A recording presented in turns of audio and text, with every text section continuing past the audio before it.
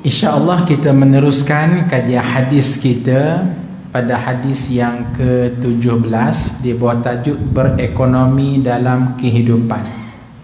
Ya. Baik. Untuk sama-sama mendapat rahmat dan berkat, maka Ustaz akan baca hadis ni perlahan-lahan dan tuan-puan sila ikut bacaan Ustaz. Bismillahirrahmanirrahim. Qala Rasulullah sallallahu alaihi wasallam, al-iqtisadu fan nafaqati nisful ma'ishah wat tawaddudu ila an-nasi nisful aql wa husnus su'ali nisful ilmi. Sadaqa Rasulullah sallallahu alaihi wasallam. Bagus semua. Bermaksud berekonomi dalam perbelanjaan adalah separuh kehidupan, dan perasaan kasih sayang sesama manusia adalah separuh akal, dan persoalan yang baik adalah separuh ilmu. Hadirin sekalian, hadis ini hanya 3 rangkap saja. Pertama, berekonomi separuh kehidupan. Kedua, berkasih sayang separuh akal. Ketiga, persoalan yang baik adalah separuh iman. Ini apa ni? Ini ceramah Nabi ini. Ceramah Nabi yang kita sebut sebagai hadis Nabi. Oh Ustaz, Nabi ni kalau kuliah sekejap ya? Ya, Nabi kalau kuliah, tazkirah, ceramah sekejap saja. Sebagaimana hadis-hadis Nabi kita dapati tidak panjang-panjang pun. Itu sebab disebut Nabi bila berkuliah, berceramah, ceramah Nabi bersifat jawami'ul kalim. Jawami'ul kalim maknanya ringkas tapi padat, ringkas tapi berisi. Habis tu Ustaz, sahabat-sahabat Nabi boleh faham ke tidak? Jawabnya boleh faham. Sebab apa? Khairul qurun qarni. Sebaik-baik kurun adalah kurun aku. Sebaik-baik umat, umat yang aku sekarang ada padanya. Dan sepintar-pintar orang ialah sahabat-sahabat Nabi. Jadi bahasa mudahnya, Nabi sebut satu perkataan, sahabat-sahabat boleh faham 20 patah perkataan. Wa imma yang tersurat dengan yang tersirat. Adapun kita di akhir zaman, tu yang jadi panjang syarah tu. Satu hadis syarah 1 jam. Itu pun tak faham. Itu masalah tu. Datang pula ustaz lain malam esok syarah lagi, makin tak faham. Akhir sekali anjur tatu kat Malaysia. Oh jauh lagi ya. Sebab tak faham hidup beragama.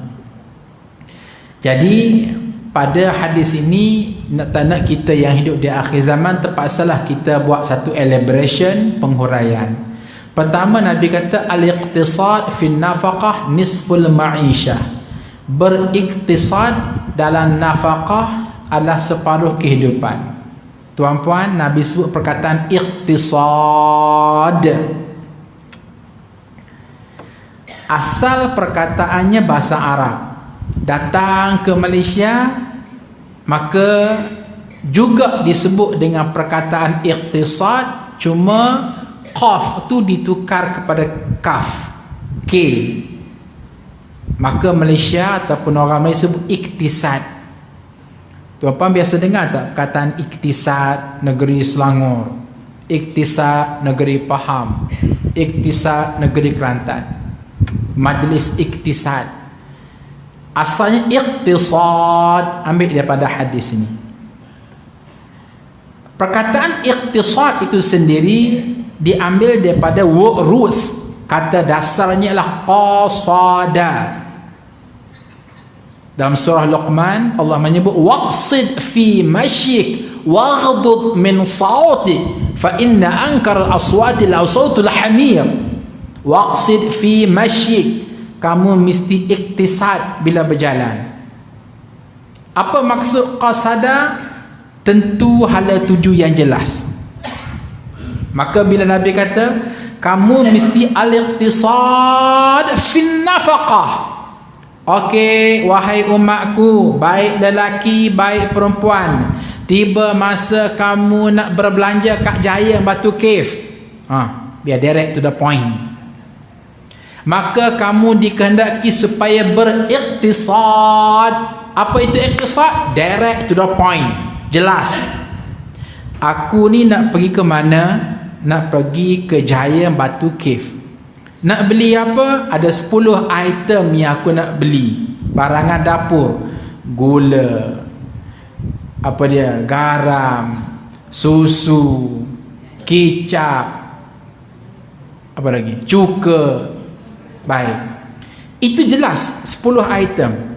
So bila kita pergi ke Jaya Batu Cave, di saat kita melihat kepada lain daripada 10 item yang kita tulis itu, kita tidak akan beri tumpuan.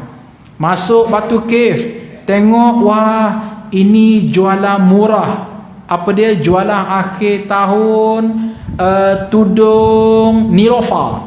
Nah, muslimat, dengar baik-baik ni, kita tak akan beri tumpuan. Sebab apa? Sebab itu bukan iktisad kita, bukan tumpuan kita, bukan direct to the point kita. Jadi jelas tu, kita berjalan 2-3 langkah lagi, ada aksesori kereta ni, semua barangan separuh harga. Ni bagian lelaki pula. Tak, kita ignorekan. Sebab apa? Waqsid fi masyik, kita kena iktisad, tahu hala tuju bila nak berbelanja. Tumpuan aku bukan kepada spare part, bukan kepada dashboard kereta, bukan kepada lampu signal. Tumpuan aku nak beli kicap, gula, garam. So kita boleh pandang remeh. Ini agama ajar ketika berbelanja.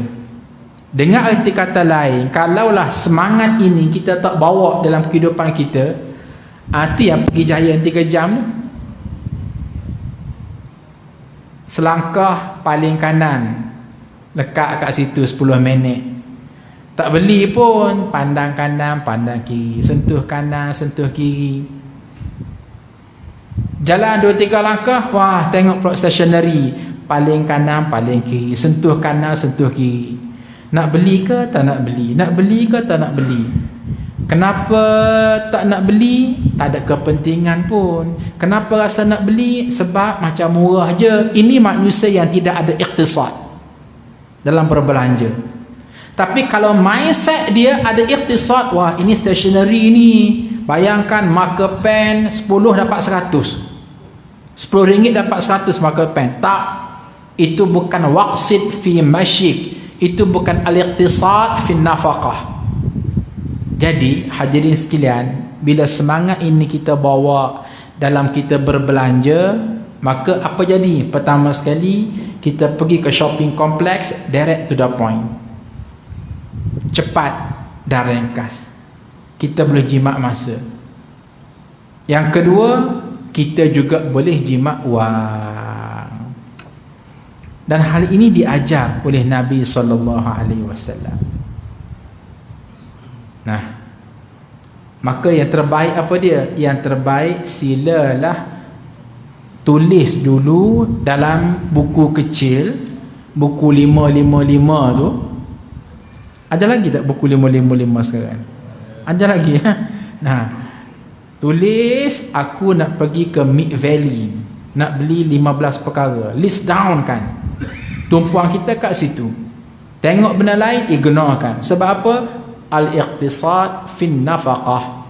Kita dikendaki hala tuju jelas bila berbelanja. Maka perkataan al-iqtisad fil iqtisad itulah diterjemahkan dalam dunia manajemen hari ini. Apa dia? Kita dikehendaki berbelanja ikut keperluan dan bukannya ikut kemahuan. Kalau nak ikutkan kemahuan, jawabnya tak habis. Ada 10 ni telekong solat kat rumah, dia bukan bersyukur dengan 10, tapi dia stres sebab tak dapat yang ke-11. Betul? Nah, stres, baikmu, muka tu ketat macam kapek tak siap, orang kata. Biasa tengok kapek tak siap, gulung-gulung tak sadai. Kita suami tengok, kenapa lah isteri aku ni bad mood balik daripada Jahayan, sebab tak dapat ni telekong Siti Khadijah yang ke-11. Padahal 10 ada kat rumah. Bukan telekong, itu jadi kain kapan dah. Boleh bungkus satu badan. Kenapa tu? Sebab tidak ada al-iqtisad fil ma'isyah. Allah Azza wa Jalla jadikan orang lelaki dengan orang perempuan ni citranya berbeza satu sama lain. Orang lelaki dalam bab berbelanja pada keseluruhannya biasa-biasa sahaja. Banding dengan orang perempuan, kalau berbelanja mereka berlebih-lebihan dalam berbelanja. Kenapa dunia perniagaan hari ini hidup? Tak kisahlah jual barang kosmetik ke, jual barangan aksesori ke, jawabnya senang je. Sebab kerana adanya orang perempuan di dunia. Kalau orang perempuan ni tak ada, tutup lama dah Jaya tu. Betul. Maidin ke, Jalan Tar ke. Buktinya apa dia? Maaf, Ustaz bukan nak beli orang perempuan. Isteri Ustaz pun perempuan juga ni. Citra orang lelaki straightforward, berbeza dengan citra orang perempuan. Nabi sebut apa dia? Fudilati mar'atu 'ala ar-rajuli bi 99 min al-ladhati walakinna ulqiya 'alayhinna al-haya.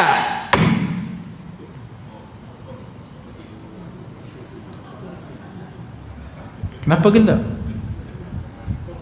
Oh, tak sempat catat. Oh, nak catat, cakap nak catat, kita sebut perlahan.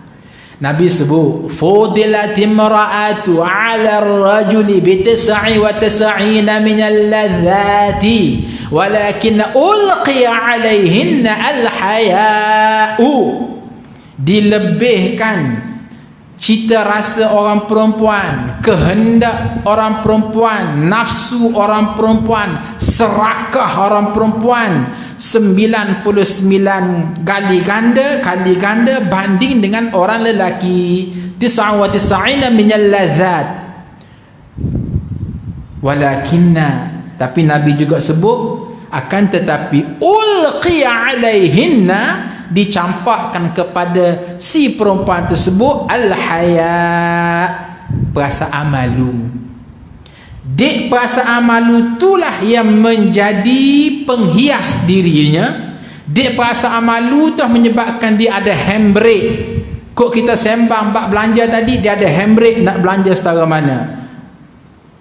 Kalaulah sifat malu ni tidak ada, maka itu yang jadikan berlebih-lebihan lebih daripada yang lain. Kalau tak percaya, mari kita buktikan secara saintifik. Tuan-puan balik ke rumah, kita ni suami isteri kan belakang ni, masuklah ke bilik tidur. Selalunya dalam bilik tidur ni ada dua almari. Satu almari suami, satu almari pakaian untuk isteri. Almari suami diisi dengan pakaian suami, itu standard, biasa. Almari isteri diisi dengan pakaian isteri, itu juga standard, biasa. Yang luar biasa apa dia? Tengok, itu jawapan dengan pengalaman tu. Ialah almari pakaian suami diisi dengan pakaian suami, Almari pakaian suami itulah juga diisi dengan pakaian isteri. Kenapa? Space-nya banyak. Alah bang, kita kan suami isteri, karuang ni banyak, hidupkan gotong royong suami isteri. Tengok, kenapa jadi macam tu? Ni bahagian anda penuh dah, susun. Itu sebab kadang-kadang kita orang lelaki kan, bunyi azan di surah Ikhwan, Allahu Akbar, subuh mamai bangun pakai jubah zoom sampai kat masjid, kenapa ada bunga atas belakang? Rupa-rupanya abaya orang perempuan. Sebab isteri yang hanger tu di almari kita. Ustaz ni macam cakap dengan pengalaman je. Memang Ustaz bercakap dengan pengalaman, tapi bukan pengalaman Ustaz dengan Hafizah Musa. Ini pengalaman orang lain yang sebut ni. Jadi hadirin sekalian muslimat, dengan baik-baik. Macam mana nak atasi masalah ni? Al-haya. Tanamkan perasaan malu. Malu yang paling besar kepada siapa dia? Kepada Allah. Bahawasanya membazir itu haram. Membazir itu berdosa. Innal mubadzirina kanu ikhwana syayatin wa kana syaitan li rabbih kafura. Jangan sesekali membazir. Kerana apa? Membazir itu adik-beradik syaitan. Tak payah tanyalah siapa adik siapa abang, sama je. Dan syaitan sangat kufur dengan Allah Azza wa Jalla. Jadi yang dikasihi oleh Nabi apa dia? Memadai dalam keadaan bersederhana, sesuai dengan doa Nabi, Allahumma ja'al quta ummata Muhammad kafafa. Wahai Allah, berikanlah rezeki kepada umat Muhammad ni kafafa, dalam keadaan cukup. Kalaupun orang itu berduit, maka biarlah dia boleh kontrol, jangan dia terlampau berbelanja lebih. Mesti ada al-iqtisad fin nafaqah, ada hala tuju yang jelas dalam berbelanja.